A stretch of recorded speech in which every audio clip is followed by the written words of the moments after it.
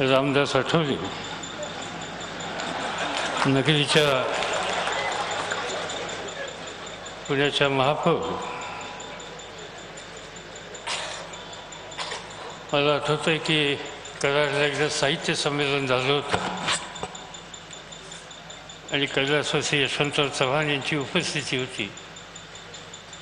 पण चव्हाण साहेब त्या साहित्य संमेलनाला व्यासपीठावर नव्हते, समोर बसले होते. आणि तीच परंपरा कराडचे सुपुत्र आणि सिक्कीमचे राज्यपाल श्री श्रीनिवास पाटील या ठिकाणी चालवत आहेत. तेही या ठिकाणी आहेत. श्री रावसाहेब पवार, साहित्य महामंडळाचे सगळे पदाधिकारी आणि सभासद, व्यासपीठावरचे सगळे मान्यवर,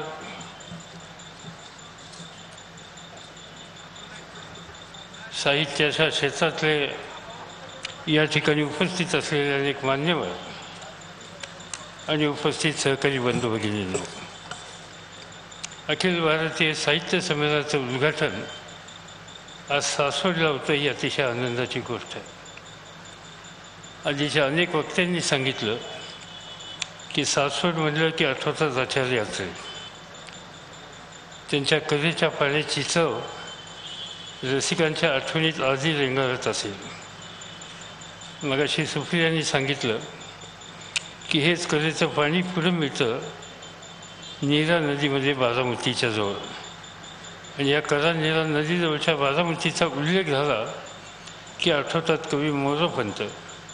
साहित्य विश्वात अजरामर ठरलेल्या केकावलीच्या जनकाचं वास्तव्य हे बारामतीचं, आणि त्याच बारामतीतलं मी सासवड बारामतीचे हा ऐतिहासिक भौगोलिक संदर्भ पाहता आज माझ्या हस्ते इथल्या संमेलनाचं उद्घाटन होतं आहे. ही गोष्ट मला फार औचित्यपूर्ण वाटते.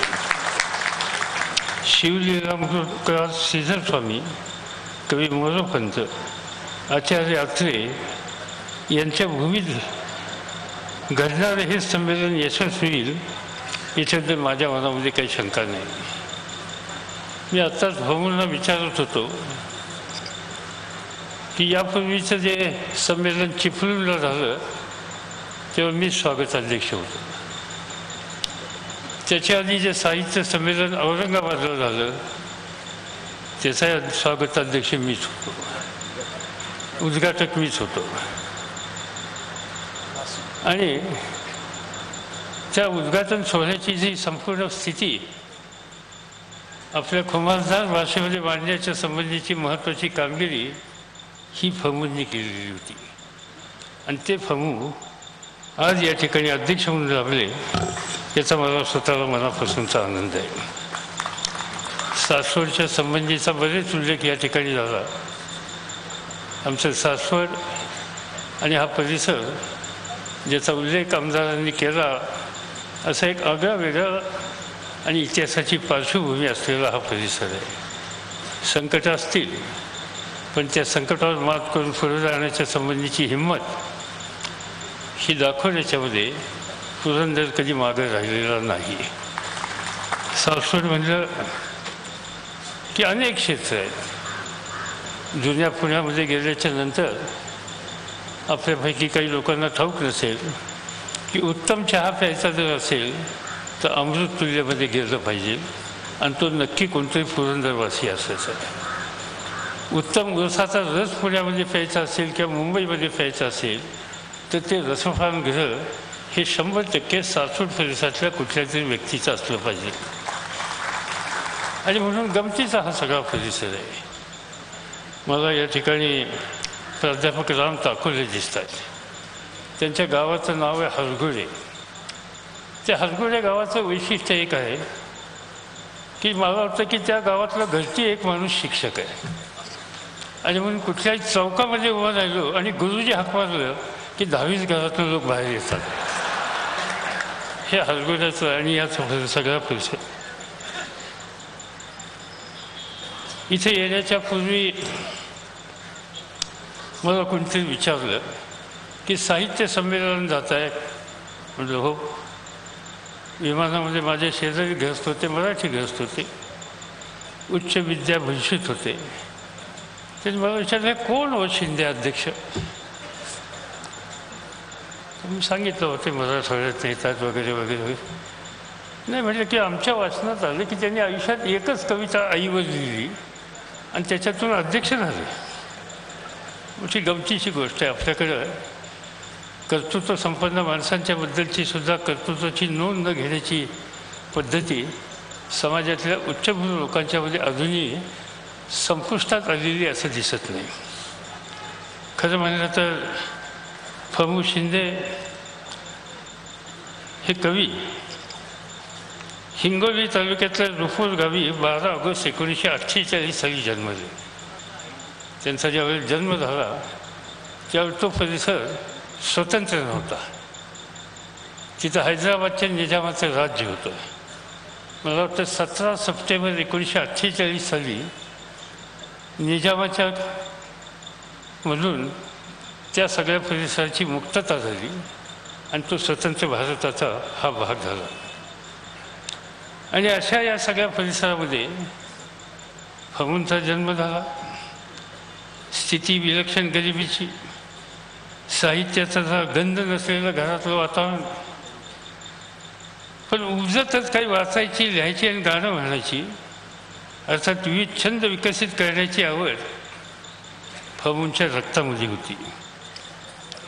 रुपूर, कळमनुरी, नांदेड, परभणी, औरंगाबाद ही स्थळं फमूंच्या जडणघडणीमध्ये अपूर्व अशीच मानावी लागतील. पहिल्यापासून कमालीचा एक हुन्नरबाज स्वभावाचा फमू. जिथं जातील तिथं आपल्या प्रतिमेचा ध्वज लहरत ठेवणारच अशी ठाम शाश्वती त्यांच्या स्वभावातून झाकून कधी राहिली नाही. महाविद्यालयामध्ये इंग्रजी, हिंदी, मराठी या भाषेवर त्यांचं विलक्षण प्रभुत्व. पहिल्यापासून त्यांचं वाचनही खूप. पण मला एक गोष्ट कधी अजून समजली नाही. मी मराठीचं आणि इंग्रजीचं वाचन हे त्यांचं समजू शकतो, पण त्यांचा आवडीचा सगळ्याच विषय कोणता असेल तर गणित. आता गणित आणि साहित्य कसं जमतं हे काय मला समजत नाही. मला गणित कधी जमलं नाही. म्हणजे राजकारणात जमतं पण बाकीच्या सगळ्या क्षेत्रात जमलं नाही. शाळा कॉलेजमध्ये जमलं नाही. भाषेत महत्त्वाचं मानलं गेलं तर व्याकरण, त्याच्यात फमूंच्या तळहाताचा जणू मत. भाषांतरावर कमालीचं त्यांचं प्रभुत्व.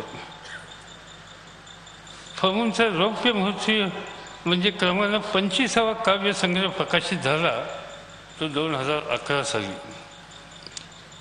304 पृष्ठांचा निर्वासित नक्षत्र असा शीर्षक असलेला हा कविता संग्रह.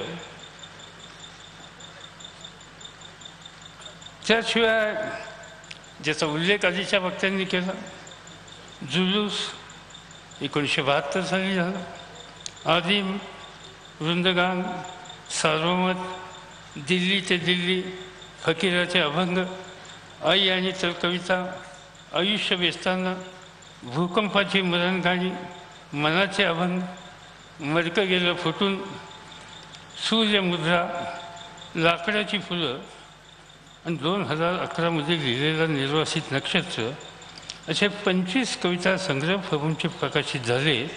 आणि महाराष्ट्रातल्या बहुतेक सगळ्या विद्यापीठामध्ये पदवी आणि पदव्युत्तर शिक्षणाच्यासाठी त्यांचे ग्रंथ आज त्यांच्या अभ्यासक्रमामध्ये आहेत. आणि तरी कोणीतरी प्रश्न विचारतो हे प्रमुख कोण असो. आयुष्यामध्ये राज्यातील जवळपास 25पेक्षा जास्त अधिक उत्तम सन्मान हे फमूंना प्राप्त झाले. ते तंत्रज्ञानाचं, माहिती तंत्रज्ञानाचं, या क्षेत्राचा वेग आणि व्याप्ती प्रचंड आहे. पण मला विश्वास आहे की जे चांगलं आहे ते टिकेल. आपल्या कलाकृतीबद्दल एक ठाम विश्वास असायला हवा. तो असला की अडचणीशी सामना करता येतो आणि मार्ग निघतो.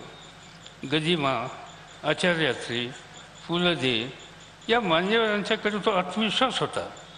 जुनं टिकलं ते का टिकले याचा विचार व्हायला हवा आहे. दर्जा ही गोष्ट फार महत्त्वाची आहे, किंबहुना ते शाश्वत आहे. पुढच्या पिढीला मराठी साहित्याची ऋषी कशी निर्माण करता येईल या दिशेनं विचार करणारी मंडळी आपल्या साहित्य विश्वासात आहेत. त्यांच्या मार्गदर्शनानं आपण जर पावलं उचलली तर ही आव्हानं आपल्याला पेलता येतील. आज आजूबाजूला दिसणारा भेडसावणारा आणखीन एक महत्त्वाचा मुद्दा म्हणजे अभिव्यक्ती स्वातंत्र्याचा. समांतर सेन्सॉरशिपला धाडसानं समोर जायला हवं असं माझं व्यक्तिगत मत आहे. आपण जे लिहितोय, व्यक्त करतोय, ते प्रकाशित झाल्यानंतर ते होईल त्याला भेदण्याची तयारी आधीच ठेवायला हवी. सखाराम किंवा घाशीराम याला विरोध झाला, पण आज त्या कलाकृती वस्तुपाठ म्हणून शिकवल्या जातात हे आपण लक्षात ठेवलं पाहिजे. काळ हा जणू न्यायाधीशाच्या भूमिकेत असतो. काळाच्या कसोटीवर उतरणारं निर्भीड लेखन करण्याची क्षमता आपल्या सगळ्यांच्यामध्ये आहे आणि ती तशीच राहील याच्याबद्दल मला आपल्या सर्वांचा सार्थ अभिमान आहे. कला क्षेत्रातील इतर माध्यमही आपण विचारात घ्यायला हवीत. चित्रपट, दूरचित्रवाणी या माध्यमातून उत्तम साहित्यकृती रसिकांच्या समोर सादर करता येईल यासाठी प्रयत्न व्हायला हवेत. मला पूर्ण कल्पना आहे की या क्षेत्रामध्ये जे विकलं जातं तेच पिकवलं जातं. घटनाप्रधान विषयांनाच इथं प्राधान्य दिलं जातं.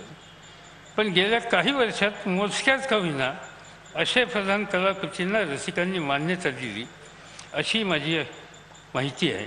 याचा अर्थ थोडासा संघर्ष केला, चिकाटी दाखवली तर जास्त व्यापक अर्थकारण असलेल्या क्षेत्रात आपल्या साहित्यकृती स्थान मिळू शकतात आणि साहित्यकला आणि एकूणच साहित्य क्षेत्राचा उत्कर्ष हा होऊ शकतो याचा मला पूर्ण विश्वास आहे. आपल्यासारख्या साहित्यिकांचं एक अनोखं वरदान लाभलं आहे. ते सूक्ष्म गोष्टीला सुद्धा तुम्ही अचूक रीतीनं आत्मसात करता. एवढंच नव्हे तर ती संवेदनशीलतेनं जतन करता आणि आपल्या प्रतिभेतून, सर्जनशीलतेतून ती पुढे नेत दर्जेदार साहित्य संस्कृती निर्माण करताना तुम्ही एक समाज घडवत असता. आजचे तरुण, नव्या पिढीतले लेखक, लेखिका भरीव काम करताना दिसतात याचा मला आनंद आहे. जाता जाता एक गोष्ट सांगतो आणि आपली रजा घेतो की परवाच कोणीतरी मला विचारलं की सध्या ई बुकच्या जमान्यामध्ये पुस्तकं कशी टिकणार. एकच सांगतो, या सो कॉल्ड व्हर्च्युअल दुनियेमध्ये जोपर्यंत कागदाचा गंध आहे, पानापानाचा वेगळा स्पर्श आहे, मुद्रणाचे निरनिराळे प्रकार आणि त्यातलं सौंदर्य डोळ्यामध्ये सुखावतं आहे, तोपर्यंत पुस्तकं आपल्याला आनंद देत राहतील आणि पुस्तकाचा स्वीकार केला जाईल. एखाद्या मित्राने भेट दिलेलं पुस्तक जसं त्या मित्राबरोबर आपलं नातं कायम ठेवतं, तसंच कायम राहील पुस्तकाचं आणि साहित्यिकांचं स्थान आपल्या आयुष्यात. मी इथे उपस्थित असलेल्या सर्व साहित्यिकांचं, मान्यवरांचं, रसिकांचं, वाचकांचे आभार मानतो आणि हे संमेलन यशस्वी होईल अशी शुभेच्छा या ठिकाणी व्यक्त करतो. जय हिंद, जय महाराष्ट्र. झी 24 तास, एक पाऊल पुढे.